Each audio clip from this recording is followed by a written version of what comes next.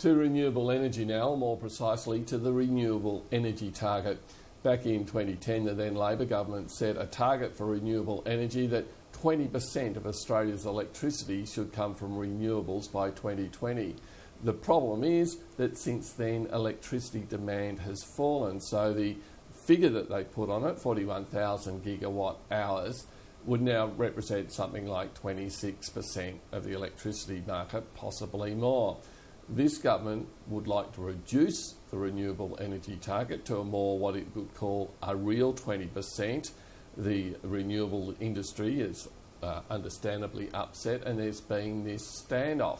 So, to explain to us what's happening now, we're joined by Fairfax's environment correspondent Lisa Cox. Good morning, Lisa. Morning, Chris. So, tell me, is there some movement on negotiations about a new target? Yeah, so we have seen a bit of movement in the last fortnight or so.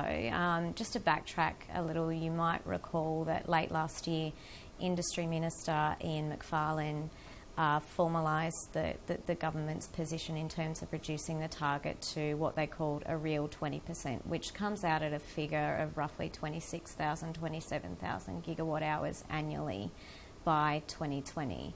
Now, that offer was soundly rejected by the opposition and the industry, and we've had a bit of a stalemate since then. Now, what we've seen in the last week or so is a second offer has been put to Labor of 31,000 gigawatt hours. Now, that figure is also deemed to be too small, and Labor actually rejected that figure immediately.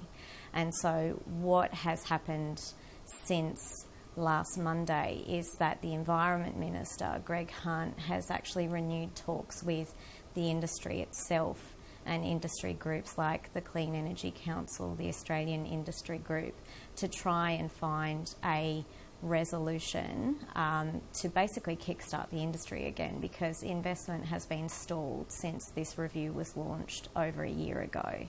And so they're now looking at a scenario that would actually absorb what is a surplus of renewable energy certificates in the market. So these are the certificates that liable companies have to purchase to extinguish their liability under the RET, and those certificates are then used towards renewable energy projects.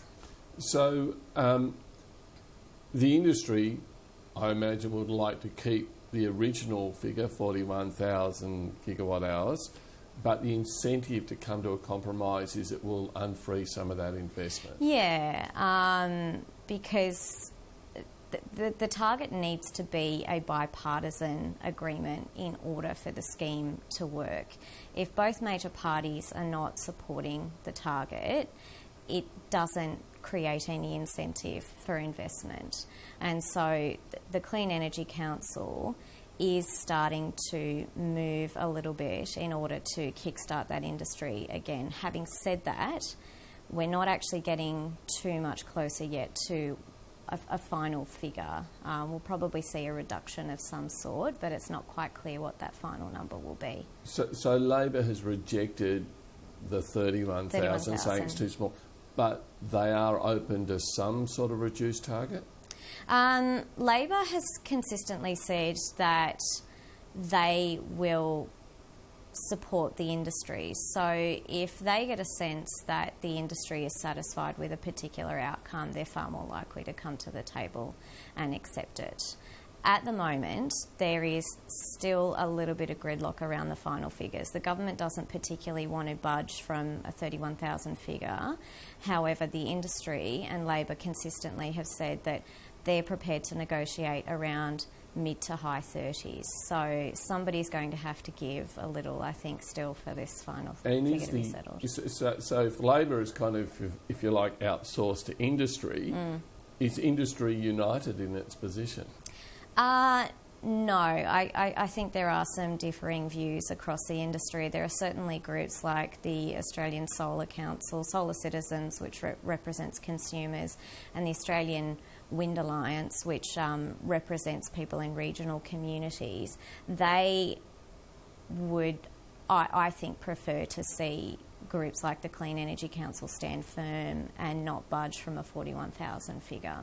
So they're a bit more hardline. The Clean Energy Yes. Council looks like it may be willing more to compromise. Yeah, as the peak industry body, they're sort of one of the main voices in this debate. And just finally, Lisa, is there any kind of time frame on this when we might see some sort of resolution? Well, this has been going on for over 12 months, so I think to put a deadline on it would probably be a somewhat risky thing to do. There are major emitters who are going to have to start paying their liabilities for 2015 soon. There has been talk of some concessions for major emitters emissions-intensive industries in any new deal.